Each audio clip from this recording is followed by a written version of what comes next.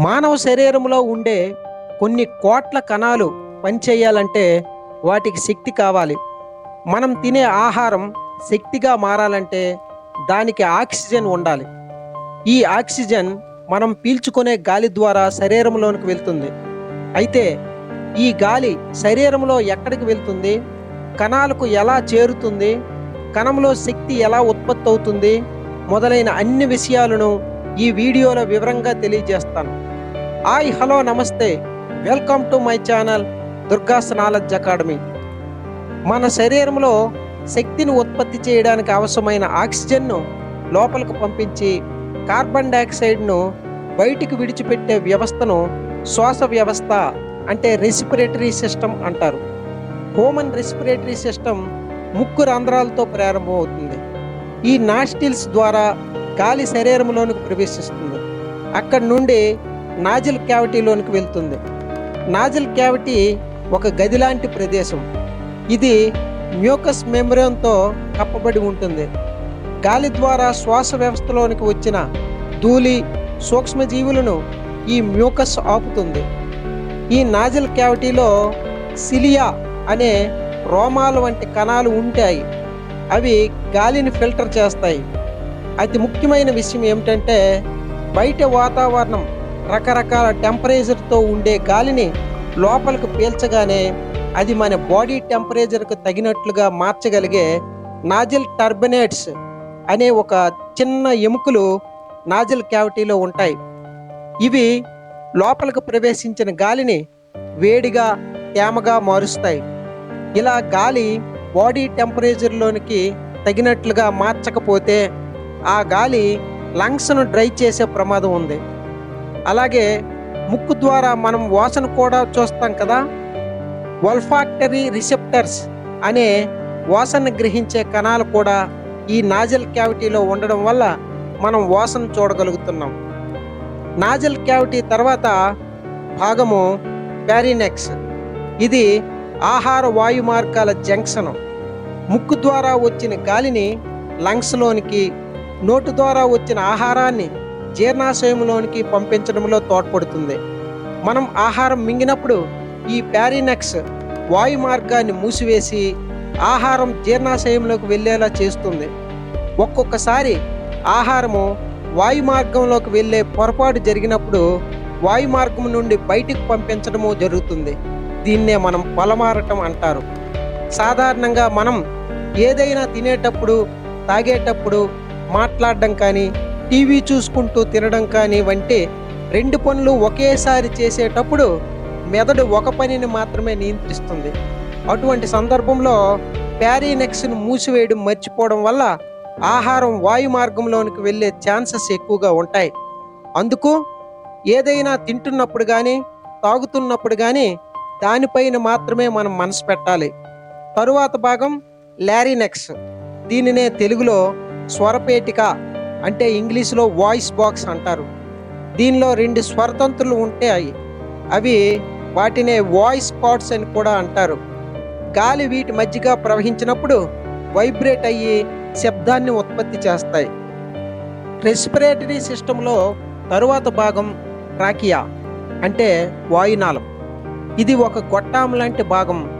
దీని పొడవు 10 నుంచి 12 సెంటీమీటర్లు, వెడల్పు 2 సెంటీమీటర్లు ఉంటుంది. ఈ ట్రాకియా దృఢంగా ఉండడానికి సి షేప్డ్ రింగ్స్ ఉంటాయి.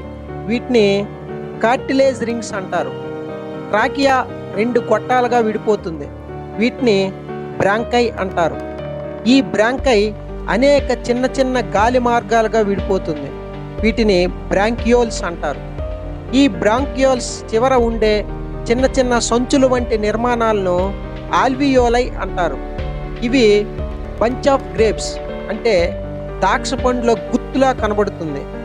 దీని చుట్టూ రక్త కేశనాళికలు అంటే క్యాపిల్లారస్ వలలా అల్లుకొని ఉంటాయి. మనం పీల్చే ఆక్సిజన్ రక్తంలో కార్బన్ డైఆక్సైడ్ లంగ్స్లోకి మార్పిడి జరిగేది ఈ ఆల్వియోలై దగ్గరే. మానవ ఊపిరితిత్తుల్లో సుమారు 600 మిలియన్ల ఆల్వియోలైస్ ఉంటాయి. ఈ ఆల్వియోలైస్ గోడలు చాలా సన్నంగా సుమారు 1 సెల్ థిక్లో ఉంటాయి. అంటే ఒక కణం మందంలో అన్నమాట. అందువల్ల వాయు మార్పిడి చాలా సులభంగా జరుగుతుంది. గాలి ద్వారా ఆల్వియోలైకి వచ్చిన ఆక్సిజన్ ఆల్వియోలై గోడల ద్వారా రక్తంలోకి, శరీర భాగాల నుంచి రక్తం ద్వారా వచ్చిన కార్బన్ డయాక్సైడ్ ఆల్వియోలైలోకి మార్పిడి జరిగి ముక్కు ద్వారా బయటికి పంపించబడుతుంది. ఈ విధానాన్ని డిఫ్యూషన్ అంటారు. ఈ విధంగా ఆల్వియోలైకి రక్తానికి మధ్య జరిగిన వాయు మార్పిడిని బాహ్య శ్వాసక్రియ అంటారు. రక్తం ద్వారా ఆక్సిజన్ శరీరంలోని అన్ని కణాలకు, కణంలో ఉండే కార్బన్ డయాక్సైడ్ రక్తంలోనికి మార్పిడి జరుగుతుంది. దీన్నే సెల్యులర్ రెస్పిరేషన్ అంటారు. శరీరం యొక్క ప్రతి కణంలోనూ మైట్రోకాండియా అనే సెల్ ఆర్గాన్ ఉంటుంది.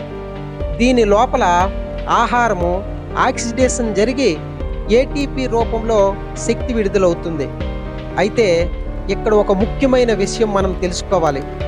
మన ప్రమేయం లేకుండా రోజుకు సుమారు 20,000 నుంచి 24,000 శ్వాసలు తీసుకుంటున్న మన లంగ్స్ వాటి మట్టుకు అవి గాలిని పీల్చుకోలేవు, వదులుకోలేవు.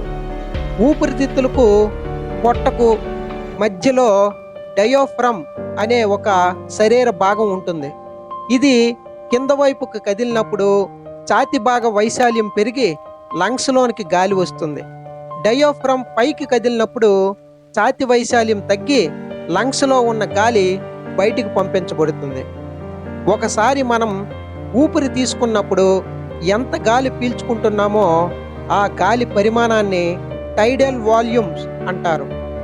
ఆరోగ్యవంతమైన పెద్దవారిలో ఈ టైడల్ వాల్యూమ్ 1/2 లీటర్ మాత్రమే.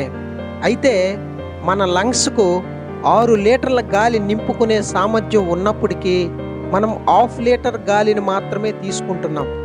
దీనిని బట్టి మనం పీల్చే గాలి లంగ్స్లో 1/12 వంతు మాత్రమే నింపుతుంది. మనం ఎంత ఎక్కువగా దీర్ఘంగా గాలి తీసుకుంటే లంగ్స్లోకి అంత ఎక్కువ ఆక్సిజన్ చేరి మెదడు చురుకుగా పనిచేస్తుంది. దీనికోసము ప్రాణాయామం వంటి బ్రీతింగ్ ఎక్సర్సైజ్ ప్రాక్టీస్ చేయడం వల్ల లంగ్స్ పనితీరు మెరుగుపడుతుంది. ఊపిరితిత్తులను ఆరోగ్యంగా ఉంచుకోవడం ఎలా? రెస్పిరేషన్ మన శరీర జీవక్రియ. ఇది ఒక నిరంతర ప్రక్రియ.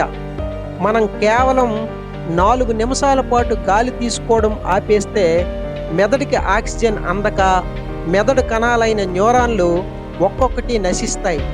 అంత ముఖ్యమైన రెస్పిరేషన్ను జాగ్రత్తగా కాపాడుకుంటే మనం ఆరోగ్యంగా ఉంటాం. శ్వాస వ్యవస్థ ఆరోగ్యం కోసం 1 ధూమపానం మానేయడం. పొగ త్రాగడం ఊపిరితిత్తుల ఆరోగ్యానికి అత్యంత ప్రమాదకరం. ఇది లంగ్స్ను నల్లగా మార్చేస్తాయి. అందుకే సిగరెట్టు, బీడీ, హుక్కా, వేప్ వంటివి పూర్తిగా మానుకోవాలి. 2 వ్యాయామం చేయడం. ఏరోబిక్ ఎక్సర్సైజ్ అయిన నడక, పరిగెత్తడము, ఈత, సైక్లింగ్ వంటి లంగ్స్ యొక్క సామర్థ్యాన్ని పెంచుతాయి. రోజుకు కనీసం 30 నిమిషాలు వ్యాయామం చేయడం చాలా మంచిది. 3 బ్రీతింగ్ ఎక్సర్సైజ్.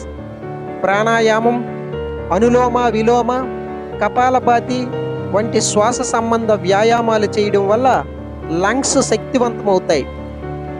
4 మంచి ఆహారం.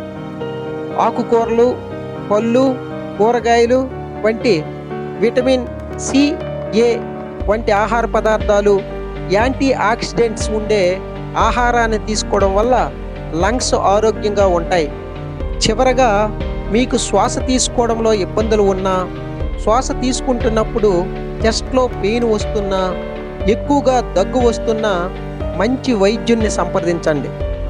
సో మై డియర్ ఫ్రెండ్స్, మంచి ఆరోగ్యకరమైన అలవాట్లు అలవర్చుకొని ఆనందమైన జీవితాన్ని అనుభవించాలని కోరుకుంటూ స్మాల్ రిమైండర్ గైస్, ఇప్పటి వరకు మీరు చూసిన వీడియో మీకు నచ్చినట్లయితే లైక్ చేసి, షేర్ చేసి, సబ్స్క్రైబ్ చేసుకోండి. మరొక మంచి వీడియోతో మళ్ళీ మిమ్మల్ని కలుస్తాను. Until then take care. Bye bye.